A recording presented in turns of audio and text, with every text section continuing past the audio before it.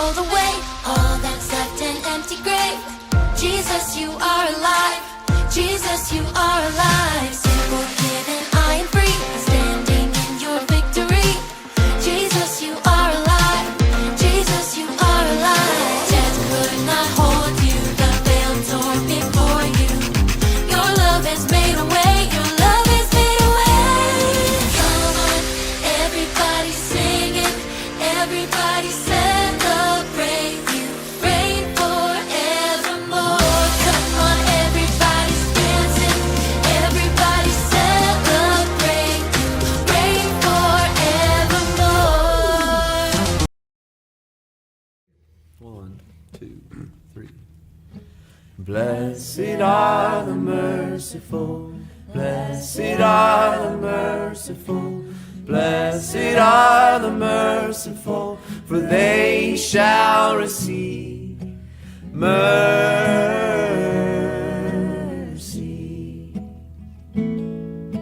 Mercy.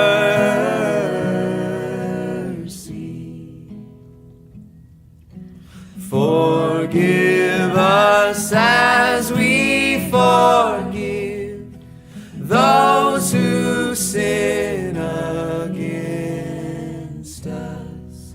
Forgive us as we forgive those who sin against us. Lord, have mercy on us, show your mercy through us, Lord. Have mercy on us, show your mercy through us, Lord. Have mercy on us, show your mercy through us, mercy.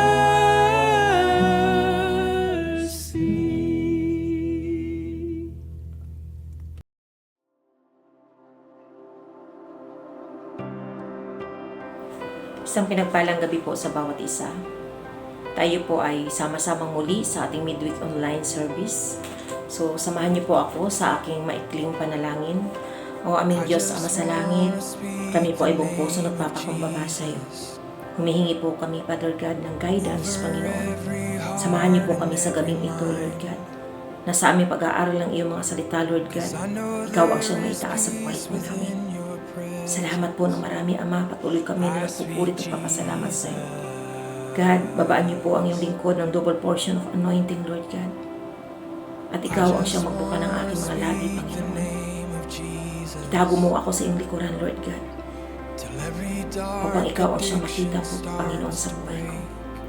Lord, salamat po ng marami sa gabing ito, Lord God. Kiniklaim ko na po, Father God, ang katagumpayan sa gawain ito, Lord God. In Jesus' name I pray. Amen and amen. Hallelujah. So, ayun po, no, ang tema po ng ating pagsalusaluhan sa gabing ito ay pinamagatan po itong mapalad ang mahabagin. So, sa pamagat pa lamang doon, isinasabi na po kaagad na ang tao pong mahabagin ay pinagpala. Amen? So, sa totoo lang po, hindi po ang mayayaman, hindi po yung mga sikat na tao ang mapapalad, bagkus ang mga taong mahabagin. Ang itinutukoy o tinuturo po sa atin sa gabing ito. Sapagkat sinabi po sa Mateo chapter 5 verse 7, mapalad ang mga mahabagin sapagkat kahahabagan sila ng Diyos. So napakalinaw po. At ito'y isang napakaiksing verse lamang na maaari pong makapagbabago po ng buhay ng tao. Lalo't higit sa lahat sa ating mga believers at mga servant ng ating Panginoon. So sa aking pag-aaral po sa verse na ito, napagtanto ko po na talaga pong ang pagtuturo ng ating Panginoong Hesus dito is para po sa kanyang mga alagad. Tayo po iyon. So isa po tayo na talaga pong mga lingkod ng ating Panginoon. So reminder ito ng Panginoong Diyos sa atin at turo po ng Panginoong Diyos po sa atin ito para po magkaroon po tayo ng mahabaging puso. Amen? Sapagkat sinabi po sa Mateo chapter 5 verse 1 to 2, nang makita ni Jesus ang napakakapal na tao, umahon siya sa bundok. Pagkaupo niya'y lumapit ang kanyang mga alagad at sila'y tinuruan niya ng ganito. Ang mga mapapalad. Amen. So dito po inaral ko siya. Bakit nga ba umahon siya sa bundok? So doon ko po nabasa ko po siya sa chapter 4, mga last po ng mga verses ng chapter 4. Doon po kasi nangaral at nagpapagaling si Jesus. So naglibot po si Jesus sa buong Galilea at nagtuturo siya sa mga sinagoga at pinangangaralan at ipinangangaral ang mabuting balita tungkol po sa ating Diyos. At nagpapagaling din po siya ng may mga sakit, no? So, nangyari po, dumagsa yung tao. Dumami po yung tao.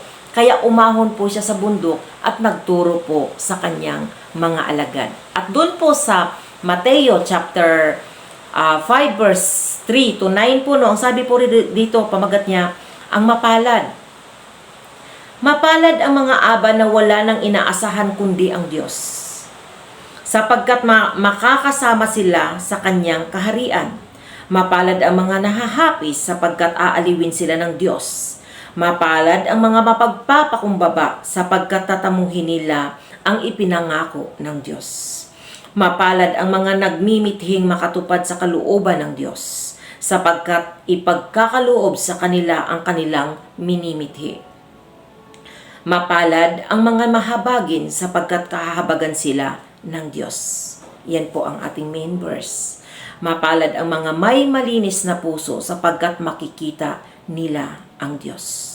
Mapalad ang mga gumagawa ng daan sa ikapagkakasundo sapagkat sila'y ituturing ng Diyos na mga anak niya. Amen. Hallelujah. So kapatid, ano man po ang ating ginagawa, tayo po ba ay suffering sa iba't ibang uri ng trials, pero patuloy pa rin po tayo naglilingkod sa ating Panginoon?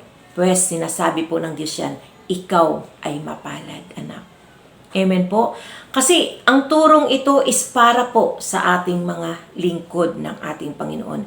Gaya nga po ng sinabi doon sa verse 1 na lumapit po ang kanyang mga alagad at tinuruan po niya ng ganito. So doon na po yun po yung patungkol po sa mga mapapalad. Amen. So tayo ay isa din sa mapalad. Bakit?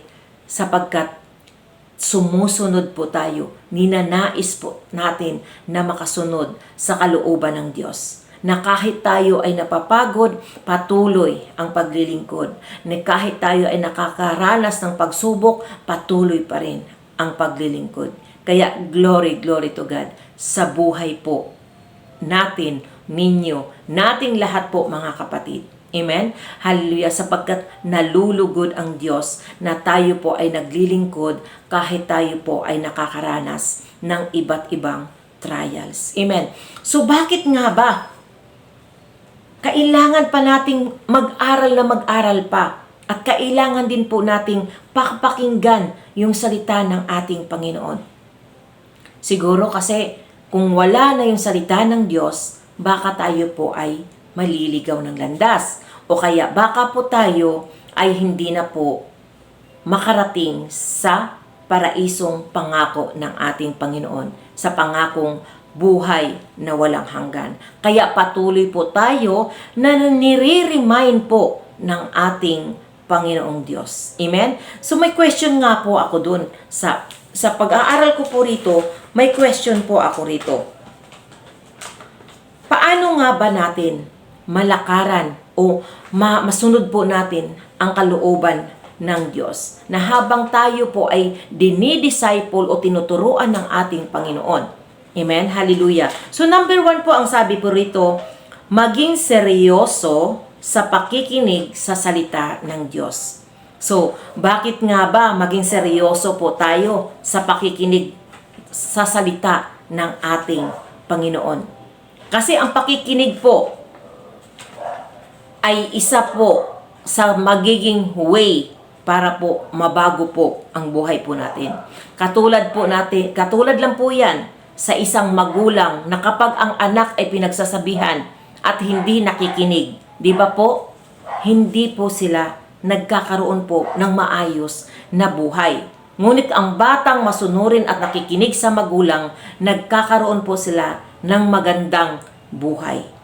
Amen po? Kasi wala namang magulang na nagnanais na mapahamak ang kanyang anak. Bagkus itinuturo po natin sa kanila ang maayos, ang kaayusan, ang kaligtasan, higit sa lahat, di ba po? Amen, hallelujah. So, doon po, no, ang sabi po doon sa Santiago verse 1, chapter 1 verse 22, mamuhay kayo ayon sa salita ng Diyos. Kung ito'y pinakikinggan lamang ninyo ngunit hindi isinasagawa, dinadaya ninyo ang inyong sarili. Amen. So dito po, inuulit ko, maging seryoso sa pakikinig sa salita ng Diyos. Kasi nga, kapag hindi po tayo seryoso sa pakikinig sa salita ng Diyos, dinadaya lang daw po natin ang ating sarili. So sino pong kawalan? Ibang tao po ba? Hindi po. Tayo po yun mismo ang kawalan. Mawawalan po tayo kapag hindi tayo nakikinig ng mabuti sa salita ng Diyos. Minsan o kadalasan po, no, experience po natin dito, no, sa prayer and discipleship natin, naka-in po tayo. Naka-join po tayo. Pero po, wala tayo, hindi tayo tumutok kung ano po yung tinuturo. So, maaaring hindi po namin nakikita ang bawat isa, pero ang Diyos ay nakakita po nito. So, ano ang sabi doon? Dinadaya nyo lang ang inyong sarili. Amen. So, tandaan po natin na ang salita ng Diyos ay Diyos mismo. Kaya kung tayo po ay nakikinig at sumusunod o isinasagawa ang salita ng Diyos, mapalad po tayo. Amen? Hallelujah.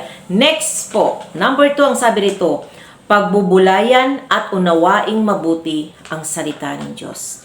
Amen. Kasi hindi naman pwedeng nakinig ka lang. Kailangan din namnamin mo, pagbubulay-bulayan mo, at pag-isipan mo ng mabuti. Kasi po, may mga senaryo o may mga salita ng Diyos na matalinghaga. So ngayon, kung hindi mo siya pag-isipan o pagbubulay-bulayan at humingi ng wisdom sa Panginoon, hindi po natin maunawaan ang salita ng ating Panginoon. So kailangan din po maging seryoso, pagbubulay-bulayan, pag-isipang mabuti para mas maunawaan po natin ang salita ng ating Panginoon. At ang sabi nga po sa Josue chapter 1 verse 8, huwag mong kaliligtaang basahin ang aklat na yaon.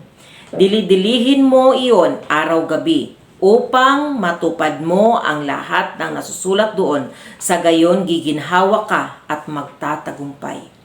So kung nais po natin ng buhay o yung buhay na matagumpay, buhay na mapayapa, buhay na masagana, ganap na buhay, mag-aral po tayo ng salita ng Diyos. At isagawa po natin. Kailangan din po natin pagbubulay-bulayan. Kasi po, sa salita ng Diyos, siya po ang parang manual ng buhay natin, umapa po ng buhay po natin. Kasi po, para pong pupunta na po tayo sa isang napakalayo na hakbangin po ng buhay na ang magiging mapa po natin is yung salita ng Diyos. Bible po, mga kapatid. So, kailangan po basahin po natin doon, sabi, araw at gabi. Kailangan pagbubulay-bulayan. Amen po, hallelujah. So, number 3 po, ang sabi po rito, sikaping isagawa ang salita ng Diyos. Amen. sikapin isagawa ang salita ng Diyos. Huwag lang nakikinig, huwag lang pagbubulay-bulayan, bagkus sikaping isagawa ang salita ng Diyos. Bakit po kaya? So, ang sabi po rito sa banal na aklat ng Mateo, chapter 7, verse 24. Pamagat po rito, dalawang uri ng taong nagtayo ng bahay. Ang sabi po sa verse 24, kaya't ang bawat nakikinig at nagsasagawa ng mga salita kong ito ay matutulad sa isang taong matalino na nagtayo ng kanyang bahay sa ibabaw ng bato. Umulan ng malakas, bumaha at binayo ng malakas na hangin ang bahay na iyon, ngunit hindi nagiba sapagkat nakatayo sa ibabaw ng bato.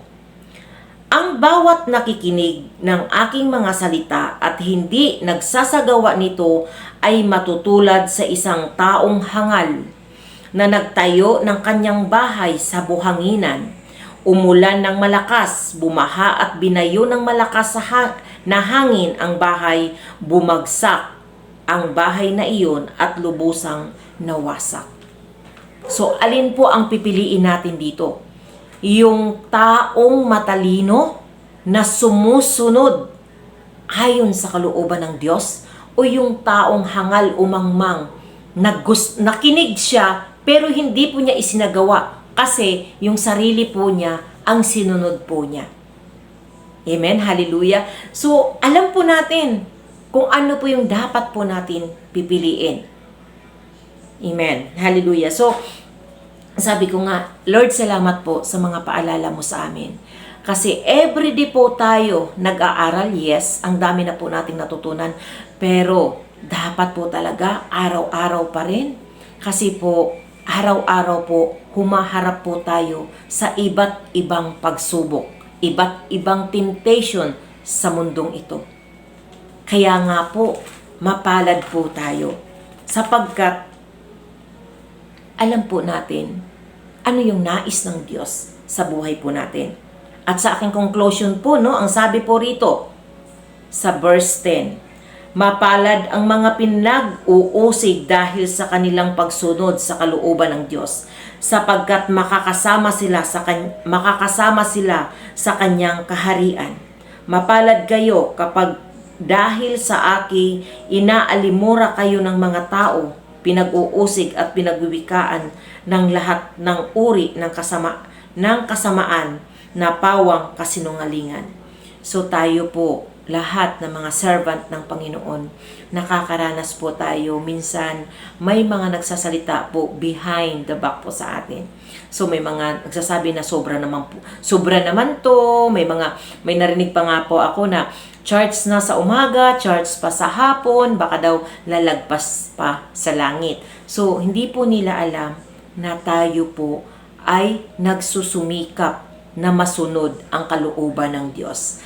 At the same time, tayo po ay sobrang nagagalak po na habang tayo ay sumusunod sa kalooban ng Diyos, ay nagagalak po hindi lang buhay natin bagkus yung ating espiritu. Amen? Kasi dapat talaga pinifeed din po natin ang ating spiritual na buhay, hindi lamang po yung physical. Pero dahil po sa salita ng Diyos, busog na busog po tayo. Iyon po kasi ang ating pagkaing espiritual. So, nawa na inuusig man tayo, pinagsasalitaan man tayo ng hindi maganda ng kapwa natin, unawain natin sapagkat sinasabi nga mapalad ang mahabagin. So, kung meron man tayong pride na patuloy pa rin na isa sa pamuhay po natin, tulungan po natin ang sarili po natin na matanggal po ito at higit sa lahat, lumapit po tayo sa ating Panginoong Diyos at humingi po sa Kanya ng tulong para po malagpasan po natin at makayanan po natin ang ganitong uri ng attitude.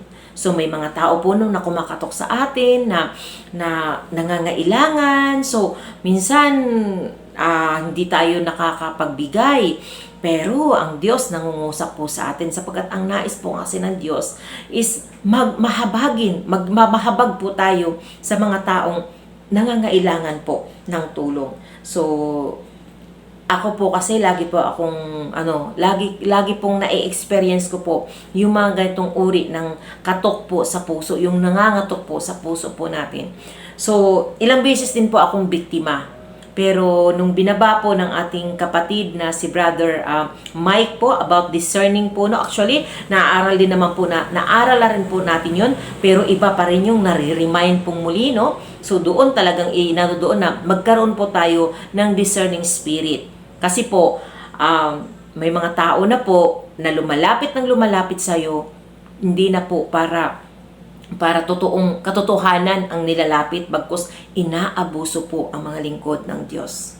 So ganun pa man, hindi po tayo ang magbabayad doon, bagkus sila po ang magbabayad po sa ating Panginoon. Nandito lang tayo para sumunod sa kalooban ng ating Panginoon. At the same time, maging matalino tayo, humingi po tayo ng wisdom sa ating Panginoon, karunungan sa ating Panginoon upang sa ganun, ma-discern po natin yung mga tao na niluloko po tayo. Sapagkat hindi rin po nais ng Diyos na ang kanyang mga anak ay niluloko. Amen po? Kasi maaari din po na may mga tao din po nakatingin sa atin na tingnan mo yan, lingkod ng Diyos yan pero laging niloloko yan. So parang naaano din po si Lord, no, na parang bigla naaano din po siya doon na kasi po kapag ang tao po is tayo mga lingkod ng Diyos na lagi pong niloloko, para bang akala ko ba maka-Diyos niyan? O bakit nasaan yung divine protection po niya na galing sa Diyos? Bakit lagi naluloko?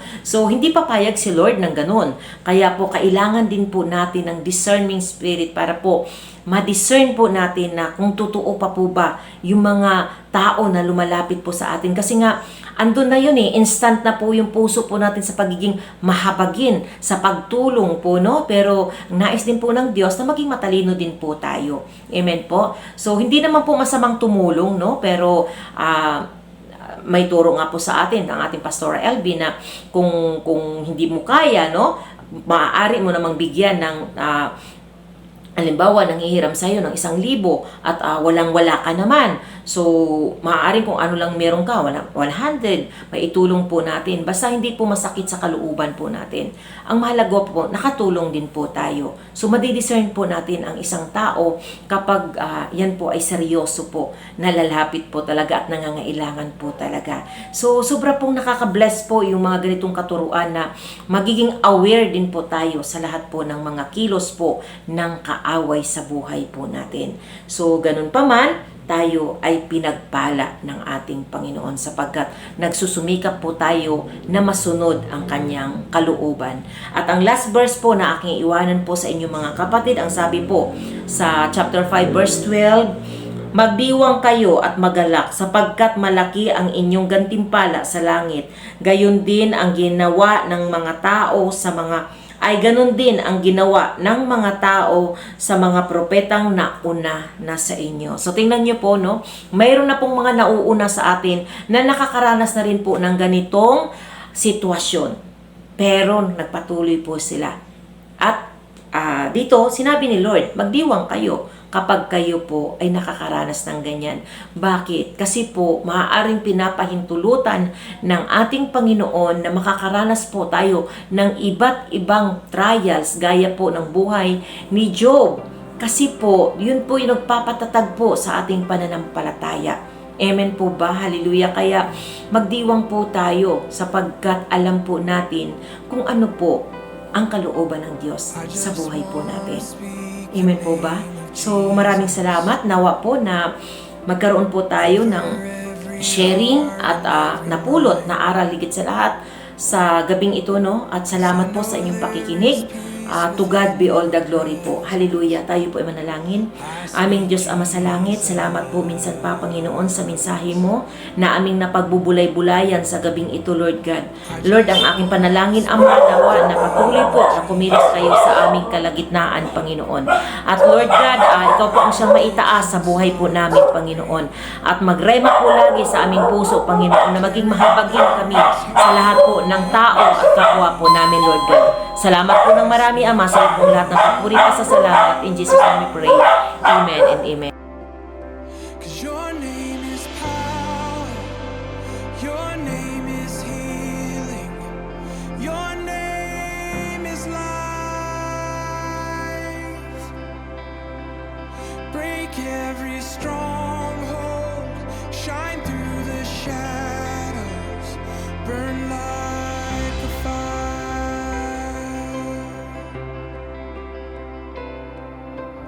I just wanna speak the name of Jesus over fear and all anxiety. To every soul held captive,